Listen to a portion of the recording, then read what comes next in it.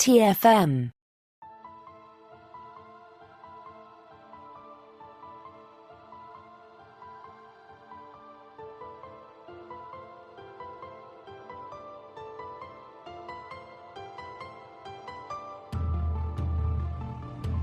Welcome, Boomers, to another episode of Warp 5, our dedicated Star Trek Enterprise podcast. I'm Christopher Jones, and with me, as he always is my esteemed co-host, Matthew Rushing. And Matthew, that's a interesting arm you have there. Are you sure that's yours, or did that belong to a different podcasting drone?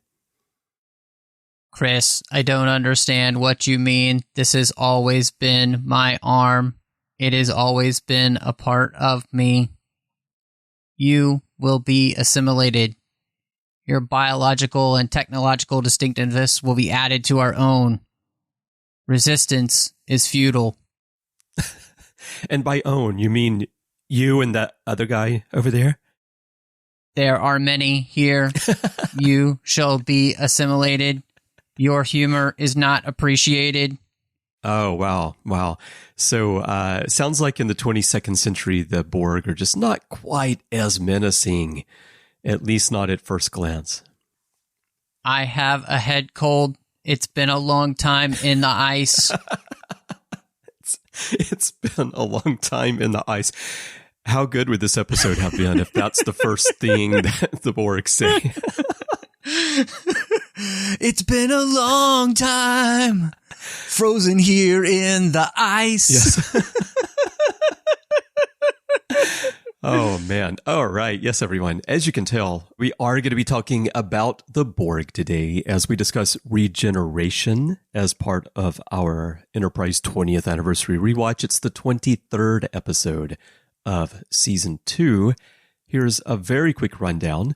A research team in the Arctic uncovers mysterious cybernetic beings while examining the wreckage of an alien ship that dates back more than 100 years. Unaware of the danger, they quickly find themselves assimilated by regenerated drones from a previous attempt by the Borg to assimilate Earth and stop first contact. The Enterprise is ordered to pursue the researcher's vessel, now under the control of the Borg, and Archer must make some difficult decisions as he quickly wakes up to the threat posed by this unknown alien menace. And Matthew, you and I talked about, you mentioned on the Artificial Tango, as we were discussing Picard, that the Borg like to have a lot of plans, a lot of contingency plans. And so in a sense, this might be an unplanned contingency plan of theirs, waking up after oh so long in the ice and finding themselves on Earth again. What did you think the first time that you heard that the Borg were going to appear on Enterprise, and trying to imagine what that would mean for a series set in the 22nd century and if it would even work? You know, I think it's so interesting because when we think back to even the time when Enterprise was on, you know, the internet isn't quite what it is now. Right. And the idea of like all these spoilers coming out and knowing, you know, shows kind of releasing exactly what's going to happen. I mean, I was just thinking of the fact that as of now, we just had the trailer for Strange New Worlds drop today.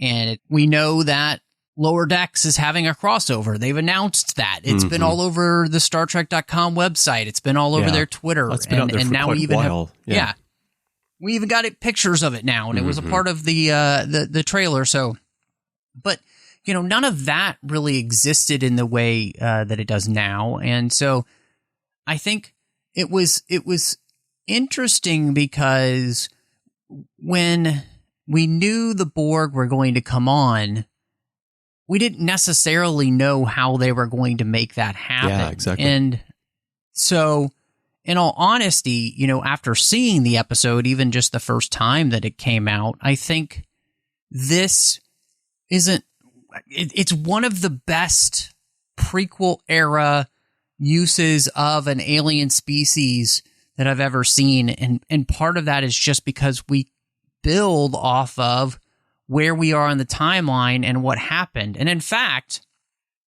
too, when you look at the explosion of the ship, there are clearly large fragments of the ship in First Contact. I mean, this is not Rise of Skywalker and the Death Star was obliterated, and yet somehow the throne room survived and landed on a That's because it's made out of special planet. material, Matthew. I guess, yeah. Anyway, I mean, somehow the Emperor survived. But, you know, this really is, I think, a test case in exactly how to do a prequel, sequel story setup. And two, it works so well because, I mean, you know, we even saw Zephram Cochrane in the first episode, you know, and so we are clearly in that time frame where, I mean, from then to where we are now, the fact that as we're exploring space with the NX-01, Starfleet is continuing to explore parts of Earth that they haven't. And I mean, coming across this then in the Arctic makes sense. And I mean, even the fact that it's in the Arctic, because, you know, where the ship was, it was aiming its weapons at Montana, which means, you know, the explosion would have carried pieces to the Arctic and on Antarctica. So, I mean, they really did put a lot of thought into this. And I every time I watch this episode, I'm continually impressed of how well it fits up.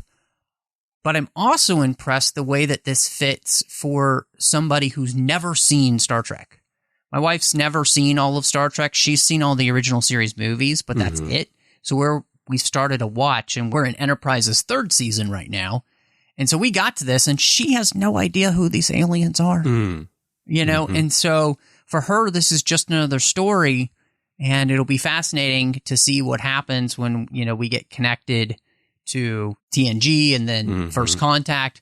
But, I mean, she liked the episode, and so what's great here is that it works on all the levels you need an episode to work. Someone who's never seen it, and for all the people who are diehard fans just like we are.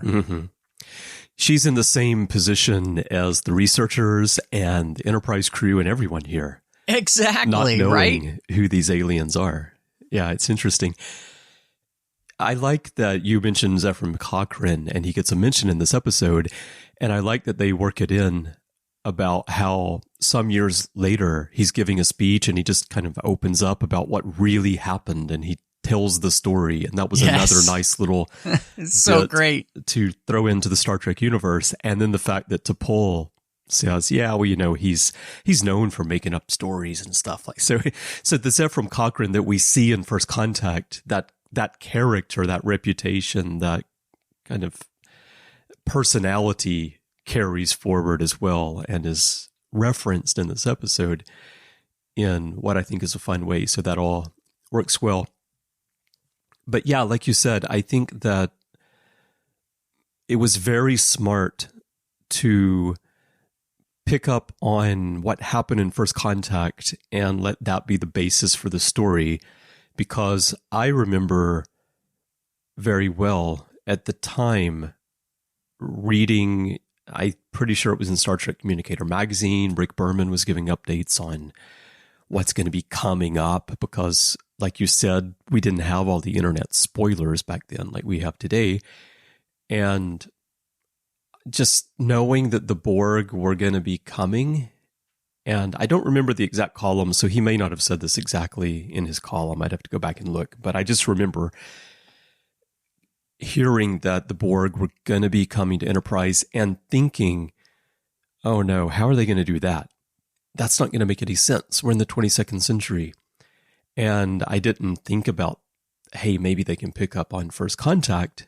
And yet the writers, that's where they went. And it just works brilliantly. And it also works really well because you've got one of these rare episodes that opens without any of our crew, without any familiar characters, and runs that way for quite a while. It reminds me of Distant Origin on Voyager, where you've got a really long part of that episode before you ever encounter the Voyager crew. Yeah. And I love that. That's true. You know, I wouldn't want them to do that very often, but I think that it's something that you can do with a story. And if you do it well, it's really engaging for the audience because the audience knows what show they're watching. They know what's supposed to be happening. And they know that eventually the main characters are going to show up, unless it's Deep Space Nine, and then maybe only one will. But this worked really well, and it sets the tone very well. And Mike Sussman and Phyllis Strong, who wrote the story, do a wonderful job of capturing that kind of old-style horror movie vibe of the monster and the uneasy setting or situation that someone finds themselves in. Is very creepy. And it itself is a throwback in terms of that style of storytelling, just as the Borg are being thrown back in time in the Star Trek universe. It's so interesting because I actually went back and rewatched the documentary that was on the second season where the entire cast is back. And, you know, they talk about a lot of things, but I was just thinking about something that they wanted Enterprise, you know, especially for a lot of the first season, to be on Earth. Yeah, right. And it's interesting because this episode and then an upcoming episode are ones that really legitimize this idea, I think, to me. The idea that you would be able to pull this off and it would have worked. I mean, because you've got this episode and then First Flight is next. And both of those have big portions of them where it takes place on Earth. And of course, you know, we'll talk about that next episode even more so. But it's interesting to me that you have such a great storyline here with Starfleet, with what's on Earth still at this point, and the way it connects. And to me, it's just proof, again, that you could absolutely have made that work. And it would have been really interesting. And it's the kind of thing that if you were doing this series today, they would have allowed them to do. Oh, yeah. I think today they would have. Yeah. Absolutely. And so, but I actually, I'm right there with you in the sense that I think this works so well to be able to have these characters. They're all, you know, we've got a great cast there of people that, you know, you would see on other shows. You know, the main female lead there was actually on the show Chuck, you know, as the boss. Well, she's John Billingsley's wife as well, I believe, right? Really? I did not know that. I had not looked up that bit of trivia, but that's awesome.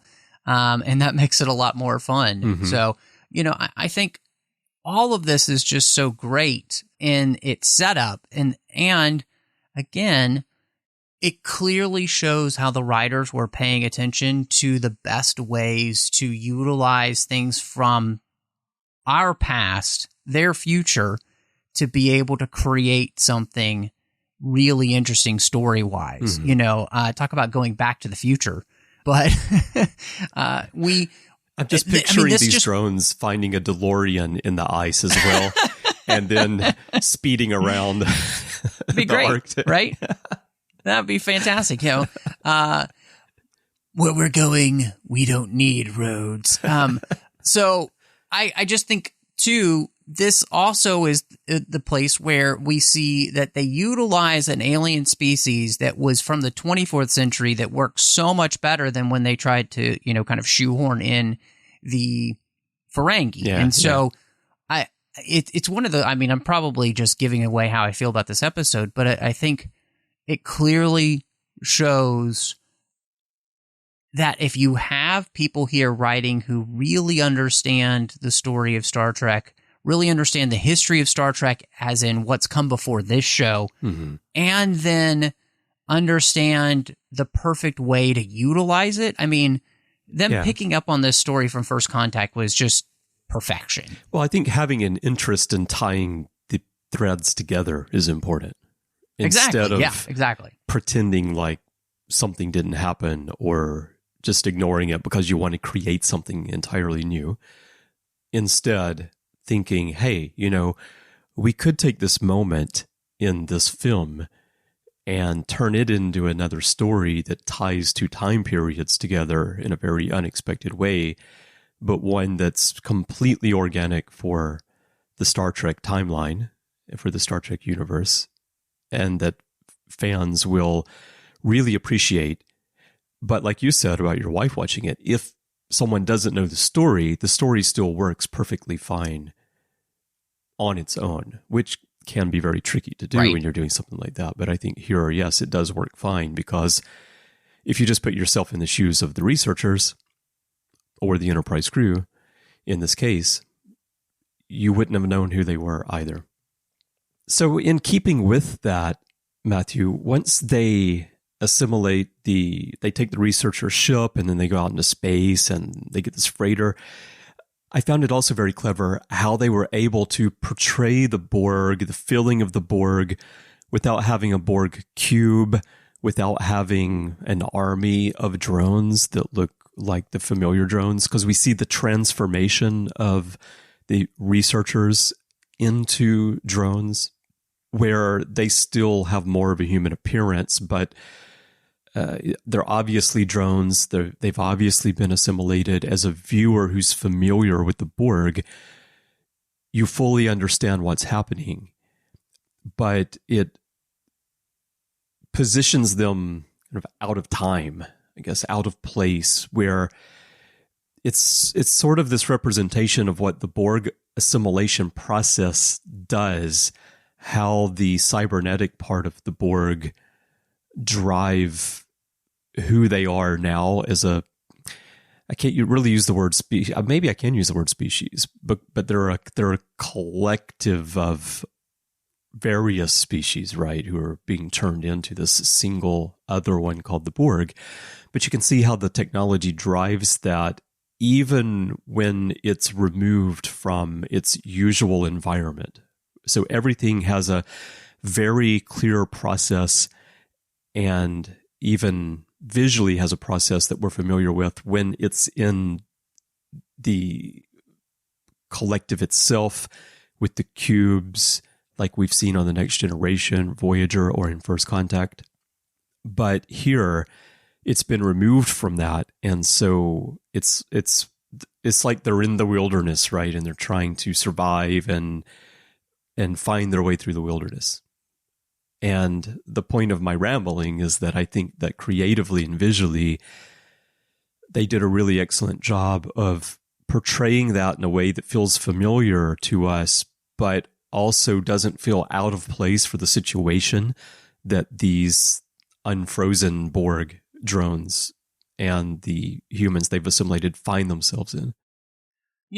I like that you bring this up, because I think one of the things that it really does is that it helps ameliorate any kind of like what you might think of as incongruities between this Borg and the Borg in the future, like them not saying we are the Borg or any of those type of things. Yeah, they were careful not to use that exact phrase, right? Exactly. And I know some fans think that's awful, and and they think we're jumping the shark by having the Borg here. But I think the beauty of this is that, when you freeze something for 100 years and basically, yes, you're preserving their organic nature because of them being frozen. But, you can rationalize and easily think of the idea that everything that they were and really knew is gone, and now it's just basically Borg instinct they're running on. Because that's sort of the software that's sort of all where they I was have going left. with my rambling there. Exactly. Yeah.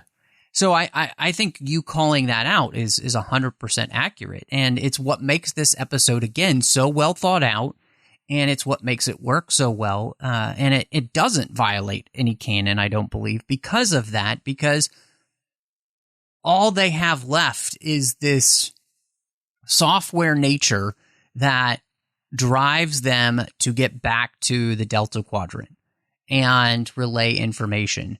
But they don't have any of the other nuances anymore because they've just been woken up from being frozen. And all of that is gone, because that part of them has really basically been dead, right? Mm-hmm. And so I think that this really works well. And in many ways, too, I think you almost basically have as close to zombie Borg as you can get. Yeah, right. That's a good point, too, because that's something that sort of came to be missing in the Borg over time as they were utilized so much in Star Trek. It's why still the best of both worlds portrayal of the Borg is the point at which, and maybe First Contact can fit into this because they had the budget to make it feel scarier, but those best of both world Borg are the ones that feel the most menacing because they're just this faceless, there's this enemy that just has this drive to it, and they are a lot more zombie-like. Well, and I think that it works. Mm-hmm. And so it's very clear that they put a lot of thought into how this works and what's going on and how this fits into canon. And, I find it interesting, too, that so many fans might still not want to forgive this when, they're lavishing praise on something like Discovery or Strange New Worlds, which I don't like Discovery, but I like Strange New Worlds. But in the end, Strange New Worlds actually doesn't fit with canon very well. If you're watching it, it just doesn't. I still love it. I think it's really fun, but it just doesn't fit well with what you've got coming beforehand. But I think this, in all honesty, fits rather perfectly. And there's plenty of places where I think if you just allow your mind to have a percolate everything that happens here, it's all easily explainable just by things that we watch happening in the episode. Mm-hmm. What did you think about the situation with Phlox and the fact that he's able to resist, his body's able to resist somewhat the nanoprobes? I know that he kind of explains in the episode that there's something about his biology that the nanoprobes are baffled by. They're not quite able to assimilate him. We haven't really seen that in Star Trek with Borg assimilating pretty much anybody up to this point. So suddenly here are denobulans who, it seems, the Borg are not able to as quickly assimilate. It does seem that unless Phlox is able to find a way to get rid of the nanoprobes, that he would eventually be assimilated, but it's a very slow process, which is very lucky and convenient for the crew of the Enterprise. But in terms of, if we're talking about storytelling and fans maybe having some problems with what they see as incongruities with the canon, does that make sense to you? Is it because the Borg have never encountered denobulans before, although the Borg often encounter species they've never encountered before? Is it that the nanoprobes have been frozen too long, they don't work quite as well, or is it just convenient for the story because they need Dr. Phlox to not become a drone? No, I think actually what makes this work is that we noted that denobulans have used genetic engineering in their makeup.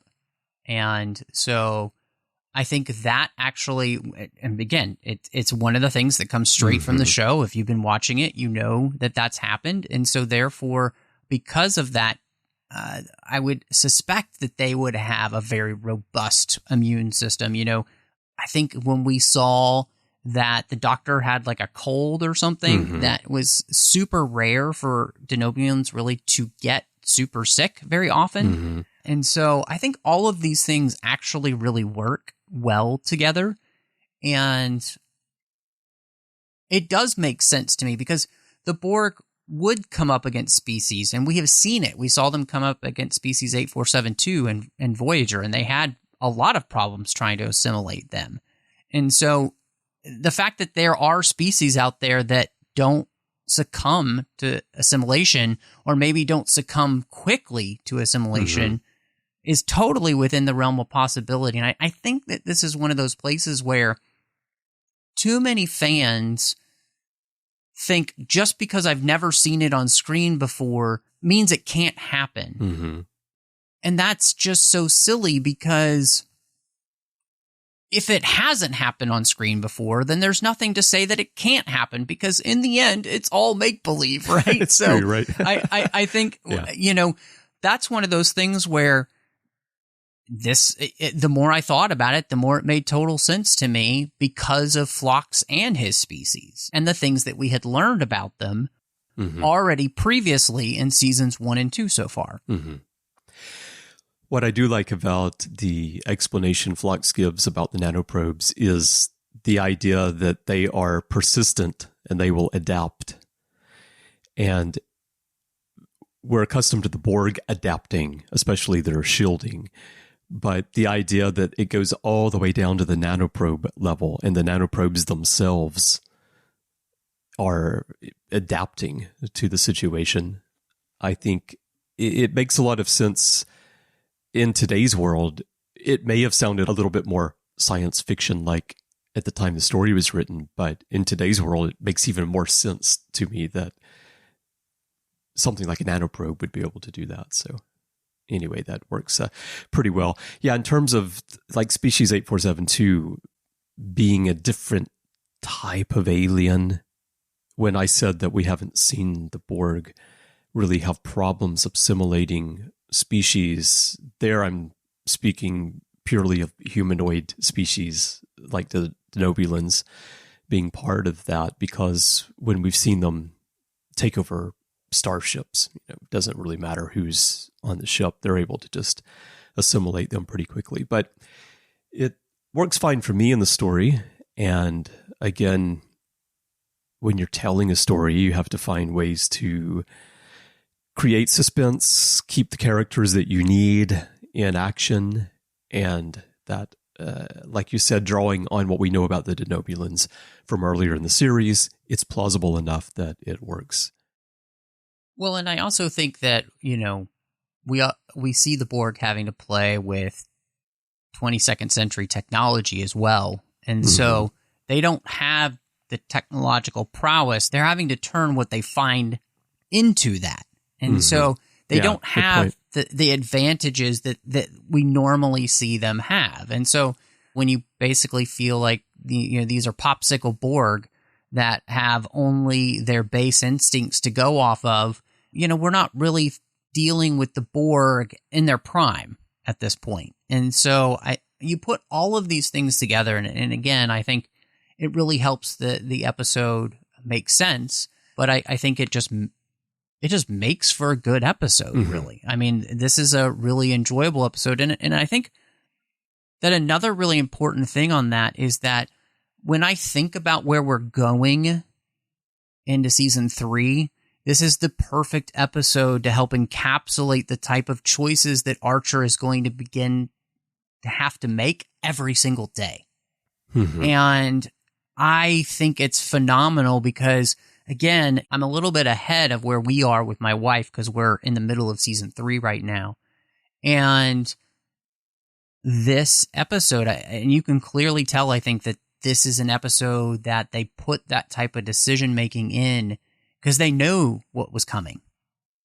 And so I love it. I think it's one of the things that makes this one of the best episodes of season 2 because of how much it's doing to set up the character and where he's going to go in season 3. But it also, I think it does a great job of setting up this entire crew with the places that season 3 is going to go and how difficult it's going to be and the decisions that they're going to have to make. And, Phlox talking about how he underestimated these nanoprobes, but he won't do that again. I mean, like everybody here is learning an incredible lesson. And our Archer, we get to really see from his perspective. I think the whole crew does. And again, sets the stage for the last few episodes of this season and absolutely where we're going to go in season 3. Yeah, it's a great point about how it sets up Archer's need to make decisions that would have been difficult for him to make in the past, but will be very necessary in season 3 and what's coming up. And just speaking of those decisions in this episode, his initial reaction is very human, very much what we would expect from Archer. He wants to save people. He feels like he can save people, and not knowing what the Borg are yet, he doesn't really understand what he's dealing with, but it pretty quickly becomes clear that he's going to have to take a different approach to this. And I think it's portrayed quite well. I think that Scott Bakula does a nice job of portraying that moment of decision of having to airlock people who he wanted to save, but he realizes he can't, and what a difficult decision that is for him, but one that he realizes is necessary.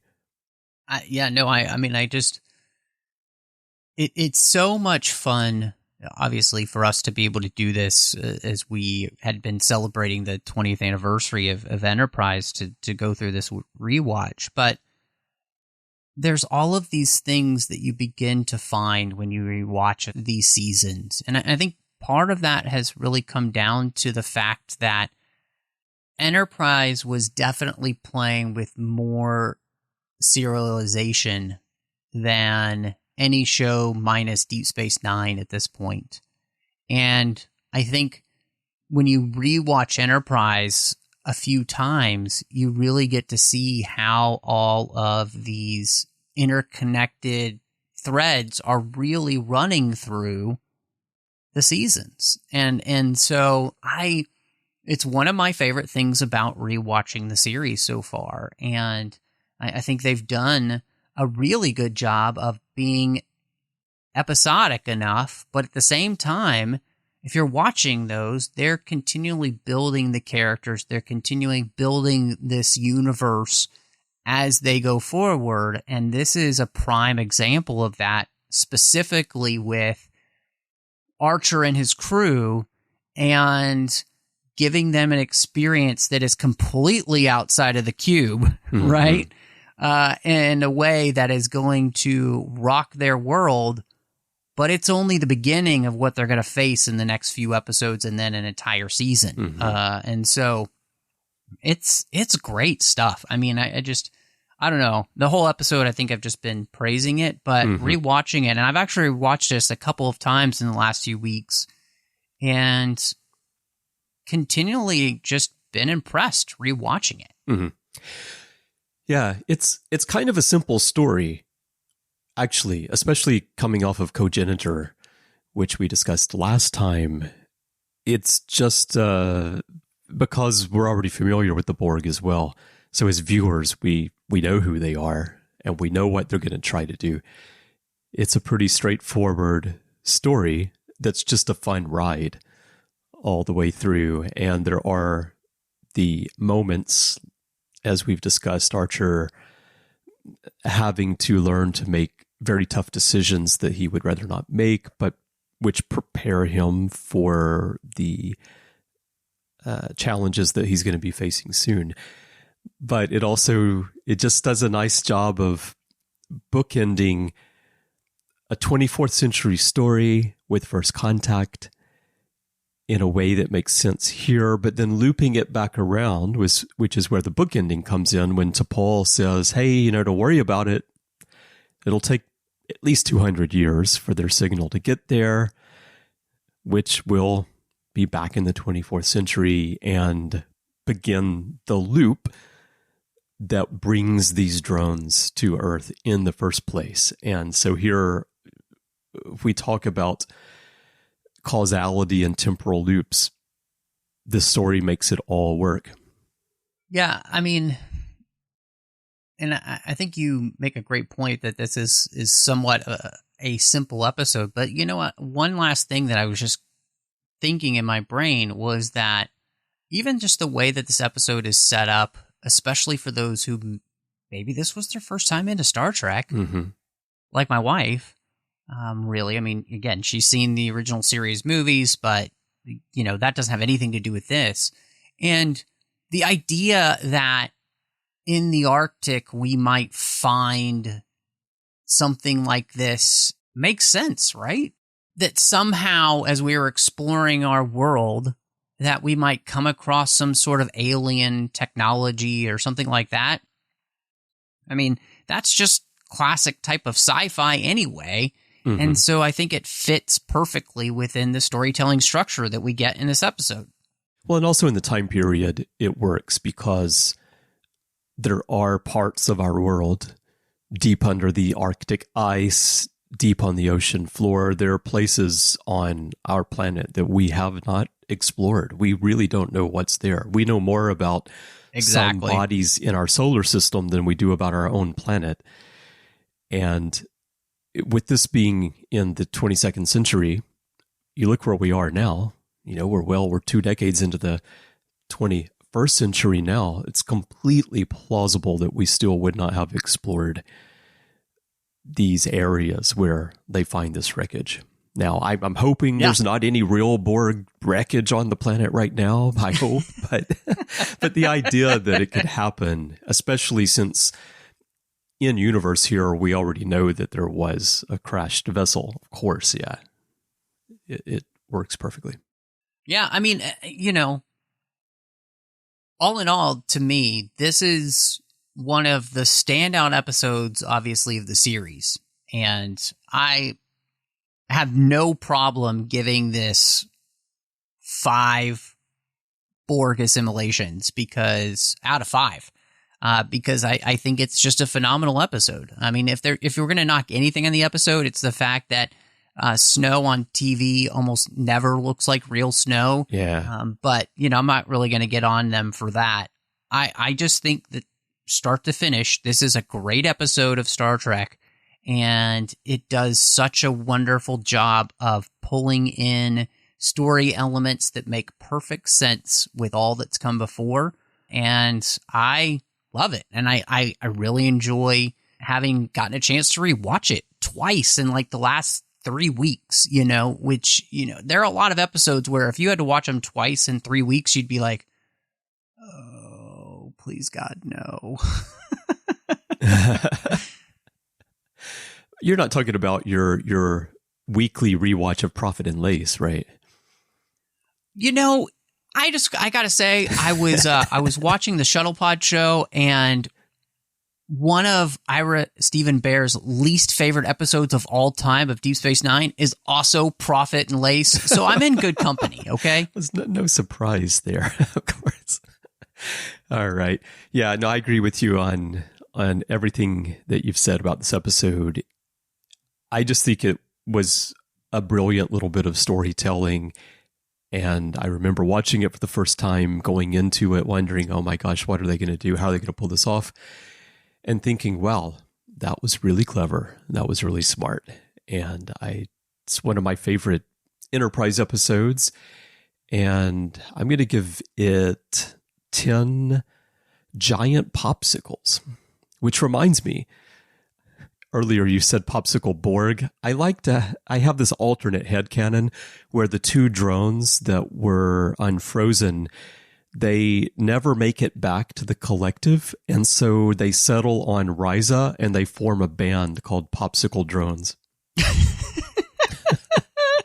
And, I like it. I think it's going to be great. Yeah, and Risa is the perfect place for them because, you know, it gets a little bit toasty on a Borg ship. Yeah, they like it. They like it humid. Yeah, they like it humid. Ugh. They'd love Texas in the summer. Oh, God, right. Oh, man. Or Alabama. Mississippi, Louisiana. Yeah. No, I tell people here, because it's hot and humid here in Tokyo as well, but I tell people here back in Alabama, you know, what people up north call rain, we just call humidity, because you can walk around and see the water floating in the air in the summer. Yeah. Oh, man. Anyway. All right, everyone. We would love to hear your thoughts on regeneration. There are many ways for you to share those with us. Perhaps the best way is to go to Facebook and join the Babel Conference. That is our listeners group. It is a closed group, so if you're joining for the first time, please do answer the questions and agree to the rules of the forum so that I can let you in. If you're already there, of course, you know how it works. There will be a post on the timeline for this episode, and you can share your thoughts, your comments with Matthew and me and fellow listeners right there in the comments on that post. To find it, just type Babel, Babel, into the search field on Facebook, and it should come right up. If not, just type the whole name, the Babel Conference. If you'd like to send us email, you can do that by going to our website, trek.fm/contact. Use the form you find there, choose to send to a show, and choose Warp 5. And that will come right on over to Matthew and me by email. And of course, you can find us in social media. Our username everywhere is TrekFM. Now, Matthew, when you're not out there in the Arctic Circle with your metal detector, looking around, seeing what kind of goodies you can find, where can people find you? Well, you can find me all over social media under the name MattRushing02. I am most active on Twitter, Instagram, Letterboxd, and Vero. You can also, of course, find me here in the 602 Club on the TFM network. We're talking about all of those fandoms outside of Star Trek we love. It's a great big summer. We have so much going on. In fact, we've got a brand new co-host that's going to be joining, alternating with Chrissy. Zachary Fruling is going to be back on TFM, which I can't wait for. We've got some great stuff lined up for you. So many great movies coming out this summer as well that we're going to be talking about.